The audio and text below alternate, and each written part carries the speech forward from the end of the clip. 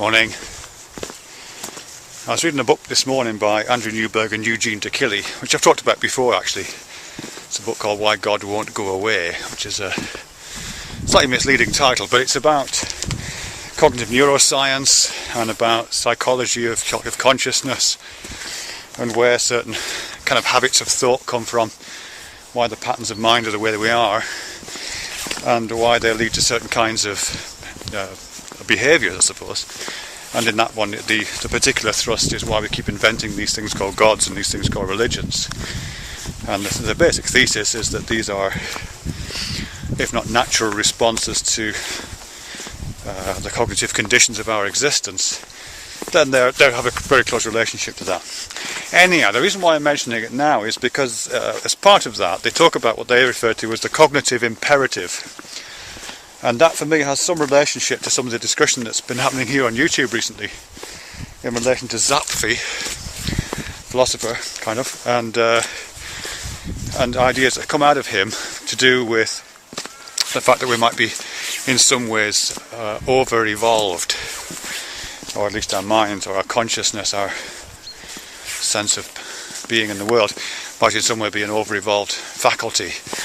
Now personally I'm not sure if the idea of over-evolved makes sense, but certainly some evolutionary processes do result in do have side effects. You know, some of the evolutionary processes produce faculties in us, physical properties that we're able to engage in, abilities which undoubtedly make us function more optimally in its environment, but they often bring with them, baggage to do with less effective means of being. This upright posture that I've got right now is supposedly may have evolved to allow us to see, into the distance, perhaps something like that, perhaps to free our hands, so we can use tools with everything that follows from that. But it also brings with it problems. It means that we put a lot of pressure on our lower back, so a very high percentage of people have got lower back problems, and it also does things to your pelvic area, reinforces the bones, which makes childbirth very difficult. So it's the swings and roundabouts, isn't it really? And Zappfe's idea is that the similar kind of thing has happened at the cognitive level, and that here we are, we've evolved this fantastic capacity to seek meaning and purpose in the world, to recognise cause and effect, to see that if to be able to evaluate what another human being is doing, particularly given that we're a social animal, but also other animals too, and assign purpose to that, recognise purposiveness, agency, all those kind of things in the world, which has been incredibly helpful for us as a survival strategy.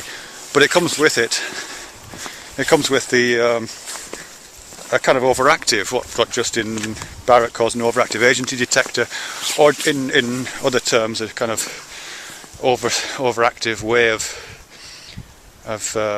just necessity, a compulsion to seek meaning and purpose. And essentially we're seeking meaning and purpose, so the idea goes, in a world which has no inherent meaning and purpose. And I don't think there's much doubt about that. Purposiveness and meaning are essentially functions which only come into being with the arrival of a certain kind of consciousness and a certain kind of sentience, don't they? Those terms have no meaning. Those emotions, which is essentially what they are, have no correlate in the inanimate matter around us, probably have no meaning even in plant life, for all I know. Should imagine so. But for us they're really important, so the idea goes.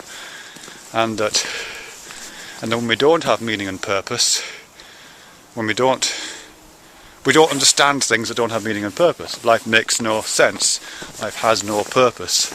That's the idea, which so the idea goes, so Zappfe would say, is a huge problem, and it's a problem that has no solution. It's the equivalent of lower back pain. We just have to somehow learn to get on in a world in which our most cherished desire, a desire for meaning and purpose, will never ever be fulfilled. Which isn't to say, of course, that we can't. I know we can create purpose ourselves, we can synthesize it, and synthesize meaning and fulfill those meanings. But the desire is for inherent meaning, not for created meaning. So that always has to go unfulfilled.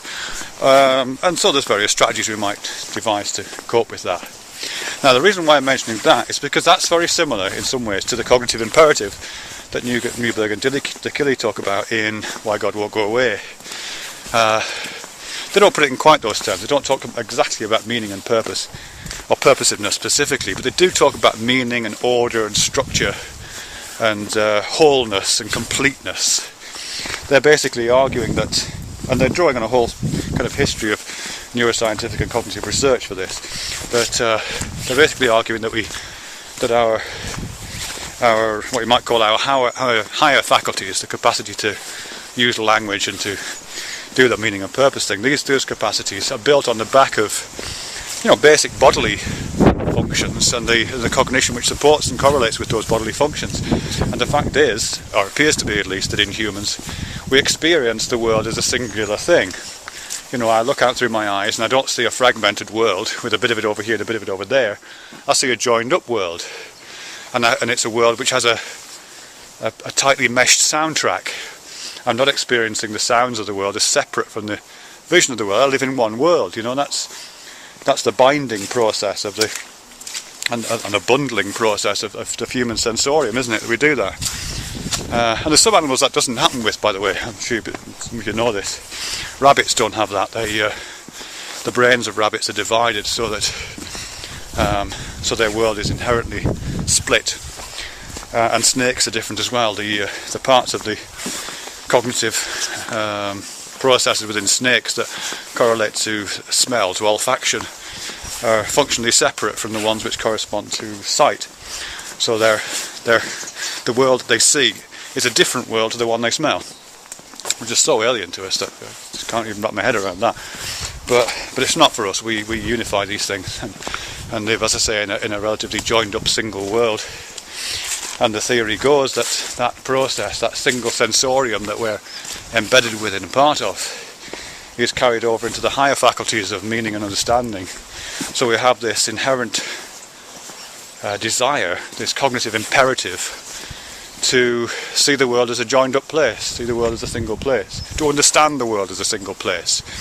And that desire is, that imperative underpins a lot of the religious drives that people have, particularly a drive towards unified singular gods, towards those kind of drives that are about union with the Godhead, or the kind of Advaita hopes that you find in non-Western religious traditions.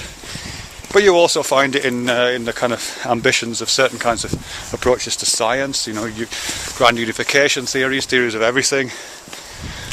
So the idea goes, part of that same ultimately kind of myth of, and I'm using myth not in the sense of fiction, but myth in the sense of a story that brings things together. It's part of the same story that we can repair the things that have been broken, to unify the divided world into that singular sense that our cognitive imperative wants to put it under.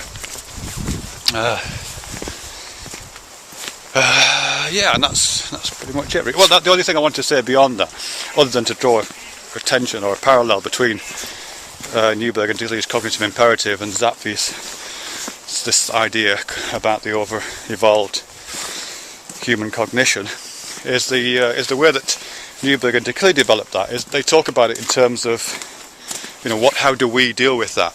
How do other parts of our brains deal with those parts of our brains which are constantly saying, find a meaning, find a purpose, and it's got to be singular and it's got to be all joined up and there's only one of them. That's part of our brain is screaming that. How do other parts of our brains deal with it? And they discuss how that works in various different just assemblies in the brain, literal neuronal assemblies that correlate with certain cognitive processes, particularly things like what they call a binary operator, which is a set of neuronal assemblies, as I say, and which correlate with this tendency that we all have, and which is necessary to a greater or less extent, that divides things into pairs of opposites, pairs of opposing opposites.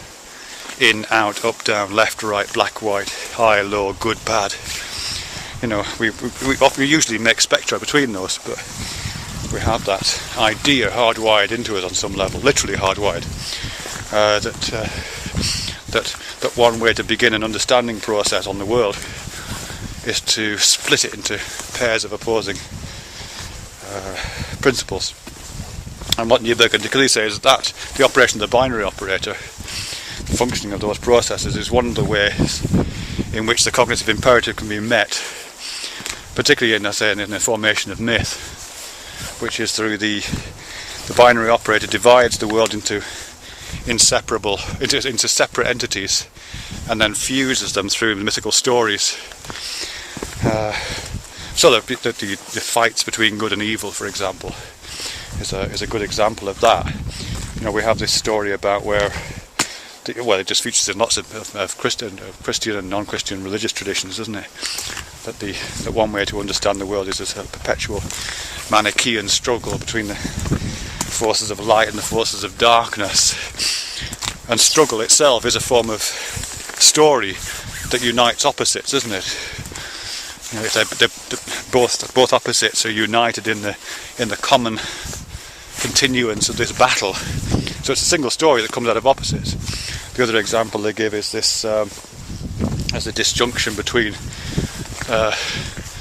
the momentary experience of personal being, you know, what it is to be a person, and the apparently incredibly otherness of the universe at large, which we often characterise as a kind of God figure in our minds and our stories, which in Christianity is brought together in the Jesus story. So again, it's a story which unifies apparently irreconcilable oil and water differences, oil and water binary opposites. The impossibility of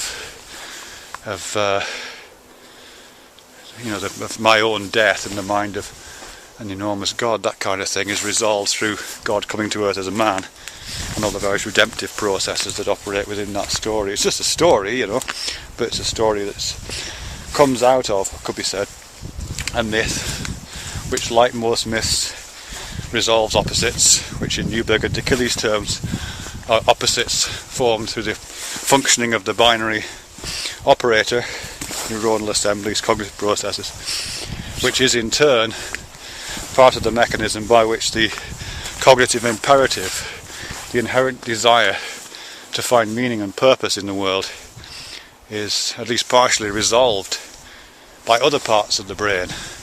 The pain in the small of our back is relieved by finding ways to walk in a slightly different way, which relieves the strain. Different parts of our body are compensating for the vicissitudes of a slightly maladapted faculty, whether that be a physical faculty like the small of the back, or whether it be a mental faculty like the cognitive imperative or the over-evolved meaning-seeking consciousness. Anywho.